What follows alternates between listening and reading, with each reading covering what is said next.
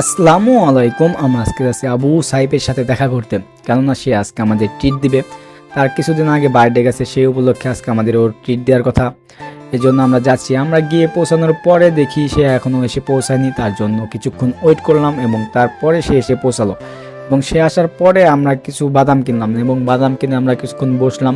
বসে আড্ডা দিতে দিতে সন্ধ্যা হয়ে গেছিলো। যেহেতু সন্ধ্যা হয়ে গেছিলো সেহেতু এখানে আর থাকা সম্ভব হচ্ছিল না। এই জন্য উঠে হাঁটাহাঁটি করলাম। হাঁটাহাঁটি করতে করতে আমরা একটা রেস্টুরেন্টের সামনে গেলাম এবং সেখানে গিয়ে আমরা অর্ডার করলাম। আমরা বলতে সে অর্ডার করছে, সাইপে অর্ডার করলো। অর্ডার করার পরে আমরা একটা টেবিলে গিয়ে বসলাম এবং খোঁজ গল্পের মধ্যে উঠলাম। গল্প করতে করতে আমাদের খাবার চলে আসলো, কিন্তু খাবার দেখে আমরা খুবই হতাশ ছিলাম। আমরা কি অর্ডার করেছিলাম এবং কি আসলো, আমরা এই বিষয়ে তাদের সাথে কথা বললাম এবং তারা আমাদের নানান ধরনের বুঝ দিতে লাগলো। আমাদের অবশেষে এই খাবারটাই খেতে হলো এবং আমরা তার পাশাপাশি চা অর্ডার দিলাম। গল্প করতে করতে চা শেষ। আল্লাহ হাফেজ।